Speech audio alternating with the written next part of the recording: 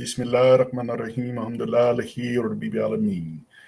Good afternoon, good morning, or good evening. My name is Jibril Khalif Al Sadat. I am here today to talk to you and to introduce myself as a person who's trying to find his way through this finite life. I'm trying to understand what is life all about. I'm trying to understand three important questions. Where did I come from? Why am I here? And where am I going? To find these questions, I need to find out who I truly am.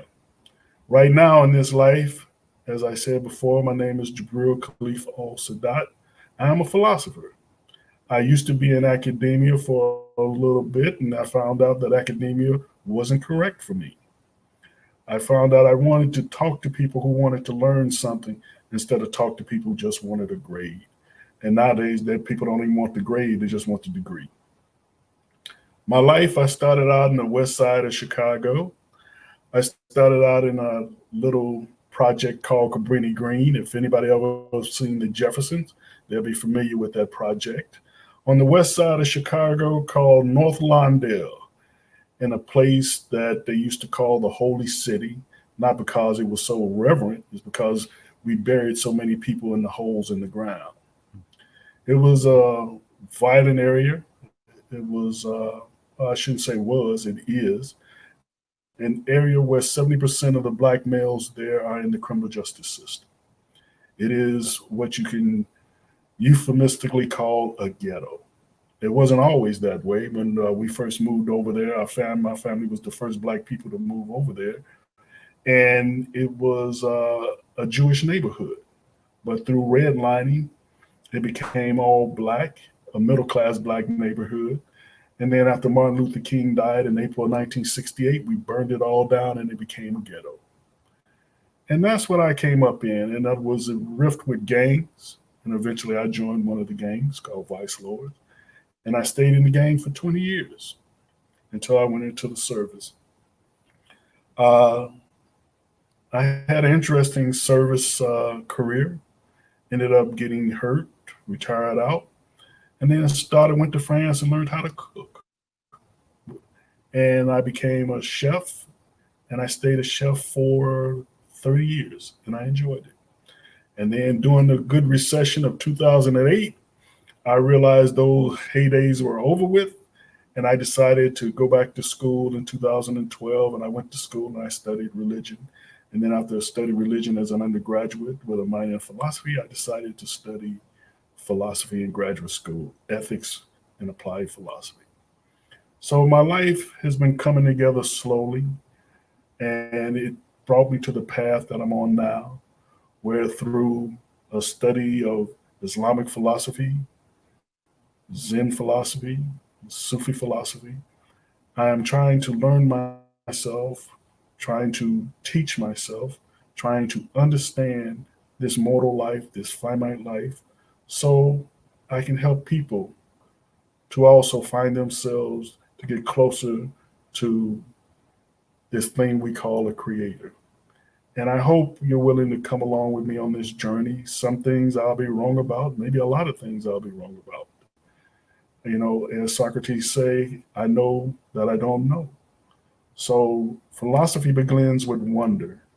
And I have a lot of wonder left in me, and I hope you have a lot of wonder left in you, and we can go on this journey together. Wow, that's great. That's great, Jabril. Um, my name is Mark Brooks. I grew up in a little textile and furniture mountain town in western North Carolina, about 6,500 people.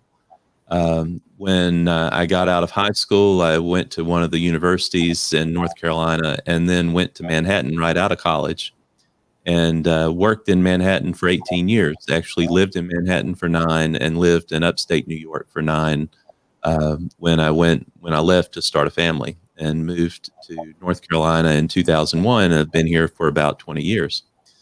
But my life has been, all in the material world. It's all in major corporations doing work, and then seeing the sacrifices that people have to make of their personal lives in order to get ahead in a material sense, and making a certain salary or having certain perks and things. And when I was young and started out, I uh,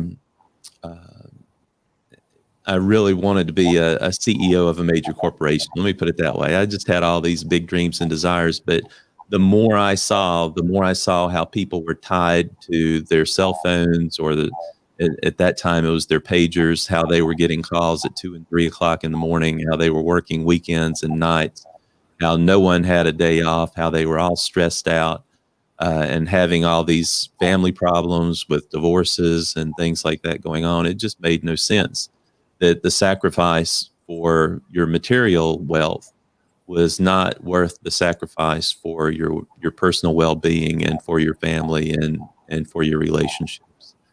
And so as I've gotten older, I've become more aware of that.